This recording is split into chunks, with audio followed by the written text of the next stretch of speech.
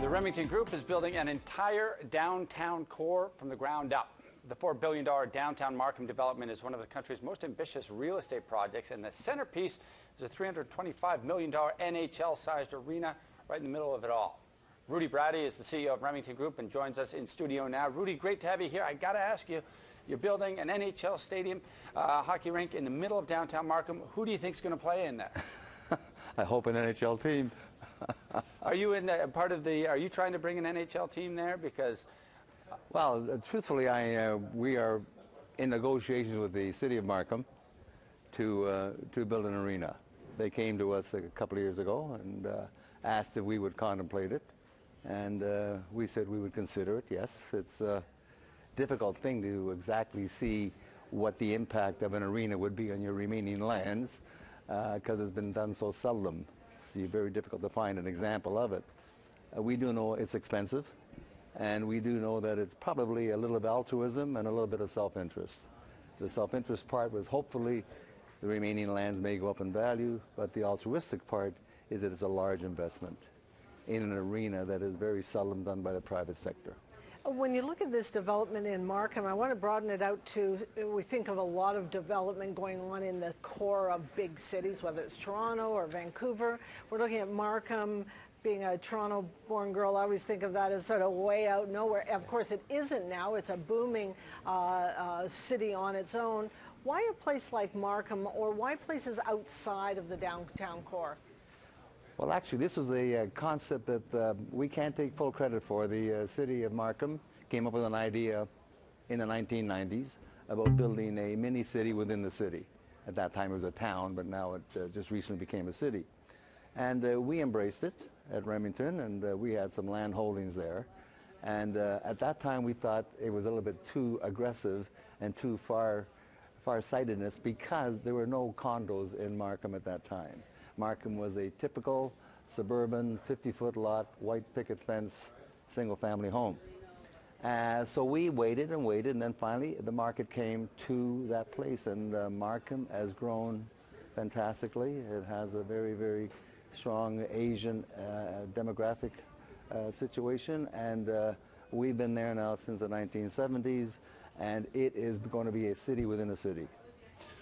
You're a private company. The Remington Group is a private company. What's your access to capital like? When you go knocking on the doors right now, what's the general environment for a project this big? Are the doors wide open to you? Well, we have very good bank relationships with all our banks. We've been asked by partners to be involved, and so far we've been able to do it alone through our credit lines and our credit standing with the various Canadian banks. So frankly, it's family-owned right now, and we have no partners. And we have rather ambitious projects to build, such as perhaps the arena. There are a lot of T's to cross and I's to dot, but that will be one. And then we have a large retail project and a large office component to go with the residential. It's a great community to live, work, play, shop, and walk in the Rouge Park. You talked about the timing for that particular development in Markham, started in the 90s, yeah, whatever. But we're in 2012, talked about condos. We're talking about condos in Toronto, more and more of them going up, in Vancouver, wherever. Talk about the timing right now. By the time this gets done, what's the condo market going to look like? Because a lot of people obviously very worried that there are too many of them. Well, Toronto is the condo capital of the world, not just of Canada, of the world. There are more condos being built here now. It's an example where people want to live. Toronto has a very strong immigration situation where about 150,000 people want to come here every year. Toronto has great diversity. You have 160 different cultures and languages spoken in our city. You have low interest rates. You have a very, very strong economy where people want to live in the downtown now. Now the movement is towards downtown, and you're going to find more office buildings being built in downtown. Toronto is the envy of the real estate world, believe me. How long can that last? And the reason I ask, because of the worries that it's got to slow down at some point. We had a guest in, I think about 2 weeks ago from New York, who drove in to the downtown core, and he looked up and he had just come back from Dubai, and he said, this looks like Dubai 5 years ago because of all the cranes. Well, I'm old enough to have been in this business for about 6 decades. And I must admit, historically, real estate does have a bit of a drop every 10 years. It's missed the last 10 years. It has not dropped.